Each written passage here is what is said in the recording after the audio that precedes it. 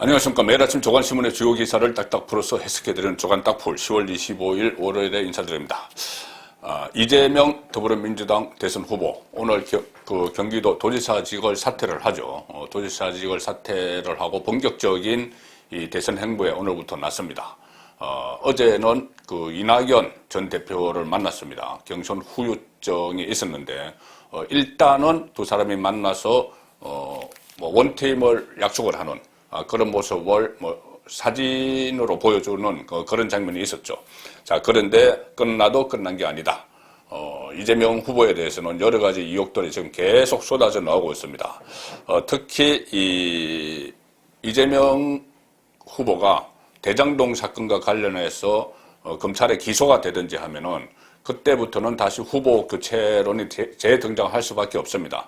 그때 이재명 후보의 지지율이 떨어지고 있는 상황에서 기소가 이루어지면 그럴 수밖에 없는데 후보 교체론이 제기가 되면서 또 이낙연이 그때 다시 등장을 할 수도 있는 그런 상황이죠. 자, 오늘 그 가능성을 또 한 단계 높인, 가능성을 높인 그런 기사가 또 두 건이 나왔습니다. 큰 기사가 두 건이 나왔습니다. 이재명과 관련해서. 자, 첫 번째는 이재명 거짓말 논란입니다.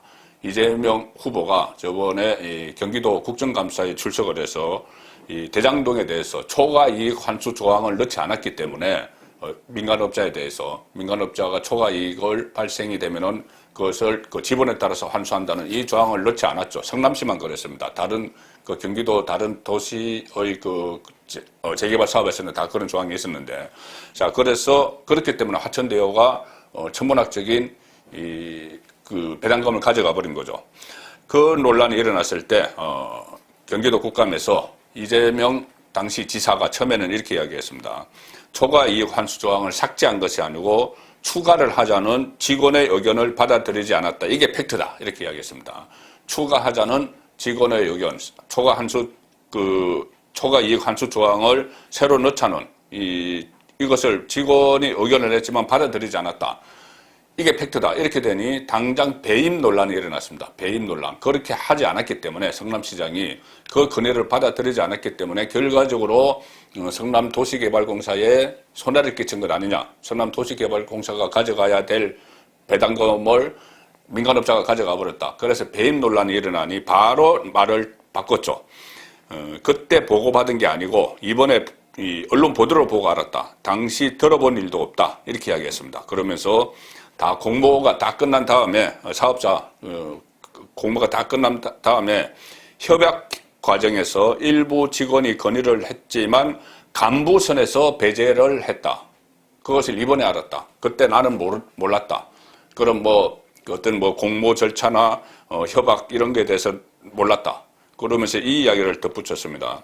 재벌 회장이 계열사 대리가 제안하는 그것을 보고받는 경우가 있느냐. 자, 그래서 계열사 대리급에서 제안을 했고 간부급에서 배제를 해버렸다. 초과 이익 환수 조항을. 그래서 나는 모르는 일이다. 자, 이렇게 해서 배임을 빠져나가려고 하고 있죠. 그런데 그렇게 당시 이야기한 것을 보면 재벌 회장은 이재명 본인이고 계열사 대리는 성남도시개발공사 직원일 텐데, 그런데 실제로 이 대리급이 회장에게 보고를 한 그런 정황이 있습니다. 성남도시개발공사 직원이 성남시장 이재명에게 보고를 한 그런 정황이 검찰에서 확보를 했습니다. 조선일보 일면톱 보시면은 이재명의 대장동 공모 지침서 직접 보고했다. 그때 당시 이재명 성남시장 시절에 공모 지침서를 직접 보고를 했답니다. 자, 그러면은 이재명이 국정감사에서 거짓말을 한 것이 되는 것이죠. 국정감사에서 거짓말을 하면은 엄한 처벌을 받았습니다. 배임도 배임이고 또 이 국회에서 국정감사에서 거짓말한 이 혐의도 지금 새로 생겼고, 잠수에 들려드리겠지만 직권남용까지 지금 같이 생겼습니다. 직권남용 의혹까지. 이 성남시장으로 재직하던 2015년이죠. 당시 성남도시개발공사 전략투자팀장 정민용 변호사 몇 번 이름이 났죠. 정민용 변호사, 바로 남욱 변호사가 소개해서 성남도시개발공사에 들어간 사람입니다. 정민용 변호사에게서 이재명 당시 성남시장이 대장동 사업의 공모 지침서 내용을 직접 보고받았다. 이것을 정민영 변호사가 검찰에서 진술을 했습니다. 검찰이 이 진술 내용을 가지고 있는 것이죠. 자, 일단 이렇게 되면은 이재명 지사가 대장동 사업을 초기부터 직접 챙겼음을 보여주는 정황이 되는 것이죠. 정민영 변호사는 최근 대장동 그 사업 동업자들에게도 그런 이야기를 했습니다. 공사 이익을 확정한 내용의 공모지침서를 작성해서 이재명 당시 성남시장에게 직접 보고하러 갔다. 이런 말을 이 사업 동업자들에게 했습니다. 그러니까 이 공모지침서에 그런 부분이 초과 이익 환수한다는 조항이 안 들어가 있죠. 빼버린 거죠. 그리고 그렇다면은 그 이재명 시장이 그것을 보고 뭐 초과 이익 환수는 왜 넣지 않았느냐 뭐 이런 말을 뭐 한 것도 아닌 것 같습니다. 그리고 뭐 그것을 했든 안 했든 어쨌든 그것은 또 다른 문제고 일단 그 보고를 받았으면 다 알고 있다는 이야기죠. 본인은 보고를 안 받았다고 했는데 재벌 회장이 어떻게 계열사 대리에게 보고받느냐 했는데 성남시장이 성남산하기관의 팀장에게 보고를 받았다는 겁니다. 자, 그리고 이 당시 공모지침서는 사업 시행 조건, 사업 신청 자격 등을 정했고 수익 배분과 관련한 구체적인 내용은 다 이후에 작성된 사업 협약에서 정하도록 했다. 자, 그렇지만 당시 성남도공 내부에서 공모지침서부터 초과 이익 환수 조항이 있어야 한다는 의견이 나왔지만 이 정 변호사 등이 이를 반영하지 않았다. 그리고 그때 김은혜 의원이 국정감사에서 국민의힘 김은혜 의원이 국정감사에서 당시 공사개발사업 1팀 한 파트장이 정 변호사에게 공모지침서에 초과 이익 환수 조항이 있어야 한다는 내용의 이메일을 보냈지만 유동규 씨에게 질타를 받고 관련 업무에서 배제됐다 이렇게 밝힌 적이 있죠. 자, 그래서 지금 거짓말 논란이 일어났습니다. 이재명 후보에 대해서. 그리고 또 하나 있습니다. 뭐냐면은 이것은 직권남용과 관련된 이야기인데, 자, 일단 동아일보 다른 언론사에서도 이것을 크게 보도를 했습니다. 동아일보 보도를 보시면은 오늘 사표 안 내면 박살난다. 하천대유가 설립된 날 유한기라고 2015년 성남도시개발공사 개발본부장이 사장에게 성남도시개발 사장 황무성에게 오늘 당장 사표 냈어요. 사표 안 내면 박살이 납니다. 이 이야기를 한 녹취록이 어제 채널 A에서 보도를 했습니다. 이 내용이 무슨 내용이냐면은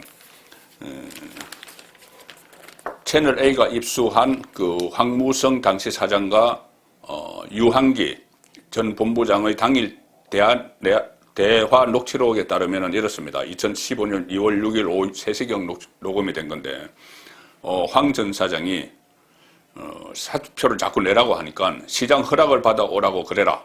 그래 이렇게 이야기를 합니다. 사표 제출을 거부를 했습니다. 그러니까는 유한기 개발본부장이 사장님이나 전화 뭔 빽이 있습니까? 유동규가 앉혀놓는 것 아닙니까? 그렇게 하니까는 황무성 사장이 다시 아니 뭐 그게 뭐 사장직이 지 거야 원래 이렇게 이야기합니다. 그러니 이 유한기 전 본부장이 시장님 명을 받아서 한 것 아닙니까? 시장님 명을 받아서 한 것 아닙니까? 시장님 얘기입니다. 이미 끝난 걸 그렇게 가지세요. 그 미련을 그렇게 가지세요. 이렇게 이야기합니다. 그래서 황 전 사장 사퇴 요구 과정에서 이재명 성남시장이 언급이 됐습니다. 자, 그때 서로 대한 내용을 보면은 황무성 사장이 다음 주에 내가 사표 제출해 줄게 이렇게 이야기합니다. 그런데 유한기 본부장은 아닙니다. 오늘 해야 됩니다. 오늘 아니면은 사장님이나 전화 다 박살납니다. 아주 꼴이 아닙니다. 자, 박살을 누구에게 날 거예요? 사장인데. 성남도시개발공사 사장인데. 그 위에는 시장이 있죠. 자, 그래서 당시 성남도시개발공사에서 1인자는 유원해서 유동규 전 사장 직무대리, 그리고 2인자는 U2로 불리던 유한기 전 본부장입니다.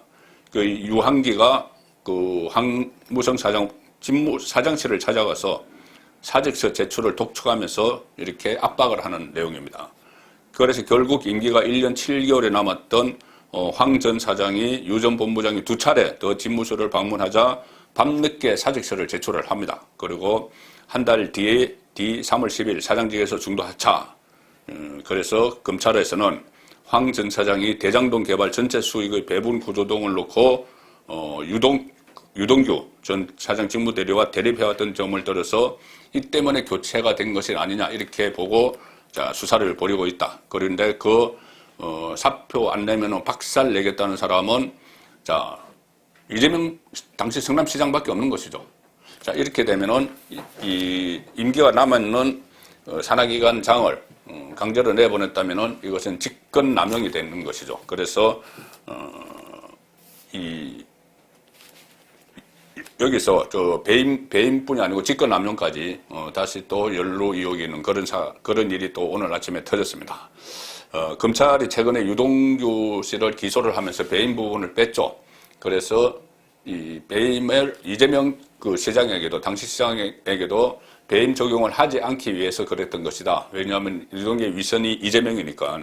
자, 그런데 이번 언론 보도를 통해서 오늘자 언론 보도를 통해서 배임 혐의가 명백해졌고 여기다 직권 남용 의혹까지 덧붙여졌습니다. 그리고 또 국회에서의 이 허위 정언 이 부분도 위정도 또 이 위법 행위가 될 수 있는 이 상황이죠.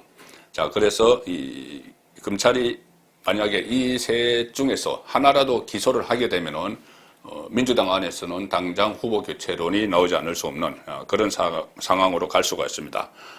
그동안 2주일 동안 직거를 하던 이낙연 전 대표가 어쩔 수 없이 이재명을 만나서 악수를 하기는 했지만 민주당의 이 내홍은 끝나도 끝난 게 아니다. 다시 후보 교체론으로 불거질 수 있다. 자, 그런 상황으로 가고 있는 것을 오늘 아침 두 가지 새로운 유혹에서 발견을 할 수가 있습니다. 자, 국민의힘은 아직 경선이 안 끝났죠. 지금 11월 5일에 후보가 확정이 되는데 이 빅2 윤석열 그리고 홍준표 윤석열 사이에 거의 이 위험 수위를 넘나드는 그런 공방전을 펼치고 있습니다. 자, 동아일보 오면 보시면은 지금 부인 관련 공방이 나왔습니다. 서로 상대방 부인에게 공격의 화살을 맞추는 공격을 하는 그런 상황이 벌어지고 있습니다. 윤석열이 선거는 패밀리 비즈니스다. 누구는 가족이 후원회장이다. 이 홍준표 후보의 부인이 홍준표 후보 후원회장이죠. 그러니 홍준표 후보는 나는 지금 아내와 아름다운 동행을 하고 있다. 소환 대기 부인보다 낫다. 윤석열 후보 김건희 씨가 주가 조작 혐의 이런 걸로 소환을 검찰이 소환할지도 모른다 이런 이야기가 나오니 소환 대기 부인 이렇게 이야기를 합니다. 자, 그래서 이 두 후보 사이에 부인 공방으로 난타전을 벌이고 있다. 경쟁이 치열해지면서 상대의 부인까지 끌어들이는 네거티브 공방이 격화된다. 윤석열 전 검찰총장은 부인 김건희 씨 관련 의혹을 해명하면서 홍준표 의원의 부인 이순삼 씨를 겨냥을 했다. 그래서 홍 의원이 발끈하면서 양측의 설전은 감정 싸움으로 번지는 모양새다. 윤석열이 지금 부인 문제가 나온 것이 갑자기 또 불거진 것이 사과를 애완견에게 주는 그 장면에서 부인이 김건희 씨가 그 사진을 찍었다 아니면 사과를 주는 사람이 김건희 씨다 이런 또 논란들이 막 일어났죠. 그래서 윤석열 후보가 제 처는 그렇게 적극적이지 않다 이렇게 이야기하니 홍준표 후보가 뻔뻔함이 이재명 닮아간다 이렇게 막 공격을 합니다. 그리고 윤석열 후보가 공동선대위원장 4명을 임명을 하니 홍준표 후보가 광역단체장 미끼로 줄 세우게 한다 이런 이야기까지 나오고 있고 또 조선일보 영명 보시면은 두 사람이 지금 첨예하게 맞붙은 문제가 하나 있습니다. 뭐냐면은 이번 본 경선에서는 일반 국민 여론조사 50%, 당원 투표, 책임당원 투표 50%가 반영이 되죠. 근데 일반 국민 여론조사의 문항을 어떻게 할 것이냐. 자, 이것을 놓고 양쪽이 대립을 하고 있습니다. 이 상당히 중요한 문제입니다. 문항에 따라서 승부가 갈릴 수가 있습니다. 일단 이 윤석열 후보 쪽에서 주장하는 문항은 양자 가상 대결입니다. 그리고 홍준표 쪽에서는 사지 선다형입니다. 이 윤석열 후보 쪽에서는 이렇게 문항을 하자고 하는 것이죠. 내년 대선에서 민주당 이재명 후보와 국민의힘 4명을 차례로 넣어서 윤석열, 홍준표, 원희룡, 유승민 나서 그 후보 중 누구에게 투표하겠느냐 이렇게 4번을 묻는 것이죠. 이재명과 윤석열이 했을 때, 이재명과 홍준표가 했을 때, 이재명과 뭐 유승민이 했을 때, 이재명과 원희룡이 했을 때 이렇게 묻자는 것이 윤석열 후보의 주장입니다. 반면에 홍준표 후보는 이렇게 묻자는 겁니다. 내년 대선에서 민주당 이재명 후보와 맞설 국민의힘 후보로 누가 경쟁력이 있다고 생각을 합니까? 이렇게 하고 4사람 이름을 넣는 거죠. 그러니까 한 명을 골라서 하는 겁니다. 비슷한 것 같지만 비슷하지가 않은 것이 지금 홍준표 후보 쪽에서는 이렇게 하면 윤석열 후보 쪽에서는 이렇게 하면은 홍준표 후보 방식으로 하면은 역선택의 그 가능성이 있다고 보는 겁니다. 왜 그러냐면은 이재명, 윤석열 이렇게 했을 때 이 응답자가 본인이 이재명 지지자라면은 그냥 이재명을 선택을 하겠죠. 이재명, 홍준표, 이재명, 유승민 해도 다 이재명을 선택을 하겠죠. 그런데 이재명이 빠지고 그냥 내년 대선에서 민주당 이재명 후보와 맞설 국민의힘 후보로 누가 경쟁력 있다고 생각하나 이렇게 물으면은 이름이 뭐 4사람 이름이 나오는 것이죠. 국민의힘 4사람 이름 나오면은 그러면 이것은 저번에 경선 과정에서 예비 경선 과정에서 역선택 논란이 있었던 것처럼 좀 약체라고 생각되는 후보를 이재명의 지지자들이 약체라고 생각되는 후보를 고를 가능성이 있다. 이것이 윤석열 후보의 주장입니다. 자, 일단 조선일보 보시면은 야당 경선 D-12일 여론조사 문항 놓고 윤홍 삿바싸움인데 이 삿바싸움이 성부를 가를지도 모릅니다. 그래서 중대 결심 이야기까지 여기서 나오는 것이죠. 자, 이 윤석열 후보 쪽에서는 이재명과 양자 대결로 조사하자. 홍준표 후보 쪽에서는 사지선다로 한 명 골라야 된다. 그리고 홍준표 후보는 기상천외한 방식으로 조사하자고 고집할 때는 중대 결심을 하겠다. 이렇게까지 이야기합니다. 홍준표. 끝까지 기상천외한 여론조사를 고집한다면 중대 결심을 할 수도 있다. 그러니 윤석열 총장은 이에 대해서 중대 결심을 하든 말든 본인이 판단할 문제다. 이렇게 일축을 하는 이 상황까지 왔습니다. 그리고 캠프 쪽에서 원래 이 룰을 정하는 것은 캠프 쪽에서 하고 후보들은 뭐 일일이 간섭 안 하죠. 그런데 이것처럼 중대 결심할 수도 있다. 중대 결심 하든지 맘대로 해라. 이렇게 캠프가 아닌 후보 본인들이 여론조사 문항으로 충돌한 것은 상당히 이례적이다. 그리고 국민의힘 관계자는 사실상 여론조사 문구에 따라 승패가 결정될 수도 있다. 그리고 홍 의원은 중대한 결심과 관련해서 일단 경선 불복은 아니라고 선을 그었지만 이번 주 중 선관위 결정에 따라서 당 내홍은 불가피해 보인다. 어느 쪽으로 결정을 하더라도 한쪽에서 반발을 하겠죠. 지금 이 2사람의 여론조사를 보면은 2사람 격차가 너무 박빙이기 때문에 여론조사 결과에 따라서 윤이 이길 때도 있고 홍이 이길 때도 있고 막 이렇습니다. 그렇기 때문에 이 문장 하나가 상당히 양쪽은 생사를 걸 만한 문제라고 보기 때문에 중대한 결심 이야기까지 지금 나오고 있는 상황입니다. 자, 이렇게 되니 조금 전에 말씀드린 이재명도 그렇고 지금 홍준표, 윤석열 다 뭐 마찬가지입니다. 이 유권자들이 상당히 이번 대선에서 왜 이렇게 좀 네거티브로만 막 선거가 흘러가느냐. 그리고 후보 자질 자체도 왜 이렇게 문제투성이냐. 뭐 이런 이야기들이 많이 나오고 있죠. 그래서 그것을 비호감도 대선 주자들에 대해서 지지율 조사를 하는 게 있고 호감도 조사를 하는 게 있죠. 그런데 이 모든 유력 주자들이 호감도보다 비호감도가 훨씬 높은 배나되는 그런 상황이 지금 벌어지고 있습니다. 그래서 비호감도 대선, 비호감의 대선 이런 이야기까지 나오죠. 오늘 서울신문에서 그것을 일면 기사로 다뤘습니다. 비호감이 점령한 대선, 정치 혐오만 키운다. 지금 대선판이 벌어졌는데 내가 좋아하는 후보를 막 선택하는 게 아니고 그나마 덜 싫은 후보를 선택하는, 최선이 아닌 차악을 선택을 강요당하는 그런 선거판이 되고 있다는 이야기입니다. 대선 후보 비호감도가 호감도의 2배에 달하고 갤럽 조사입니다. 원희룡 또 전 제주지사 부인은 공개적으로 이재명 후보를 소시오패스, 반사회적 인격장애 이렇게 규정해서 또 지금 가뜩이나 불붙은 비호감 경쟁에 기름을 끼얹었다. 대선이 코앞인데 지지 후보를 정하지 못한 무당청이 표류하고 있다.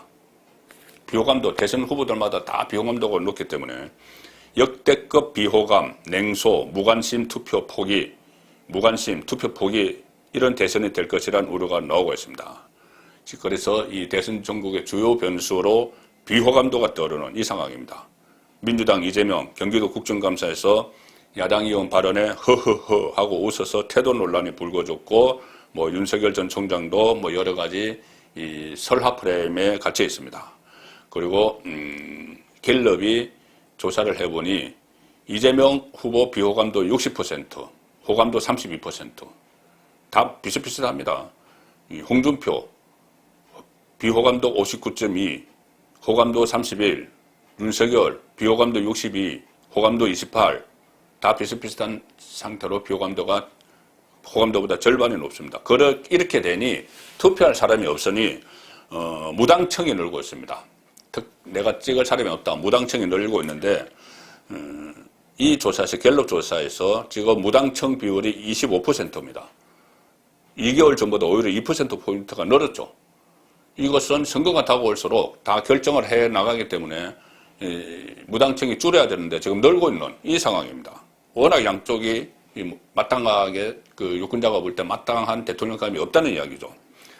그래서 지난번 대선 2017년 대선을 4개월 앞둔 시점에 조사에서는 유보총이 13%에 불과했습니다. 13% 불과했는데 지금 4개월 앞둔 2주 전 조사에서는 26%, 두 배나 되는 것이죠. 대선 4개월 전 시점에 2017년보다 지금 무당청이 2배가 더 되는 그런 상황이 되고 있습니다. 자, 이것을 가지고 여러 가지 후보들의 자질 문제와 지금 연결돼서 보도들이 나오고 있습니다. 서울신문은 민심 못 읽은 개사과 후폭풍. 그래서 윤석열이 호남 녹일죄는 미지수다. 그리고 이재명은 대장동, 조폭, 이미지까지 덧칠했다. 그래서 자, 이재명이 20대 여성 여기에 대해서 취약하고 윤석열은 호남에 취약하다. 자, 이런 기사들을 내보내고 있습니다. 자, 이렇게 비호감이 많으니 여야 거대 정당의 후보들이 호감도가 높으니 자, 제3지대에 있는 사람들이 또 몸값이 높아진다. 양당 비호감 경쟁에 김동연, 안철수, 심상정 몸값 높아진다. 자, 어제 때맞춰서 김동연 전 부총리가 신당 창당을 선언하고 발기인 대회를 했죠. 그리고 안철수는 이번 주말에 대선 출마를 공식 선언할 예정이다. 심상정은 이미 후보로 뽑혀 있죠, 정의당. 자, 그런데 이 새로운 물결 창당한 김동연, 이 발기인 대회에 송영길, 이준석의 김종인까지, 자, 김종인 움직이기 시작했다. 자, 어제 제가 말씀드렸죠. 거물급이 총출두해서 함께 힘 모으자 로버콜 세도하고 있다. 제3지대 유권자가 35%에 달한다는 분석까지 있습니다. 그리고 이렇게 되니 김종인 또 안철수 대선 출마 선언 이 시점과 맞물려서 김종인 전 위원장이 다시 등장하고 있습니다. 어제 제가 대들보 시간에 설명을 드렸는데 아마 김종인이 윤석열 후보가 경선에서 승리하면은 선대위원장을 맡을 것 같아. 제가 어제 분석을 해 드렸는데 이 김종인이 총괄 선대위원장을 이야기합니다. 선대위원장 여러 명인데 그것만 원 오브 데임이 될 김종인은 아니죠. 그래서 본인의 총괄 선대위원장으로서 정권을 또 요구를 할 텐데 그렇게 되면은 이준석 대표와 같이 두 사람이 김종인, 이준석 라인이 어떤 야권 후보 단일화 이런 문제에 대해서 적극적으로 개입을 할 겁니다. 그러면은 안철수 리스크가 생기는 것이죠. 안철수와 김종인, 안철수와 이준석은 천적입니다. 앙숙이죠. 그래서 후보 단일화가 어려질 경우에 안철수가 독자 출마를 끝까지 완주를 하면은 최근 여론조사에서 사자 대결, 민주당 이재명, 국민의힘 홍준표든 윤석열이든 또 국민의당 안철수, 정의당 심상정 이렇게 사자 가상 대결을 붙이면은 이 안철수 득표가 9% 내지 10%가 나옵니다.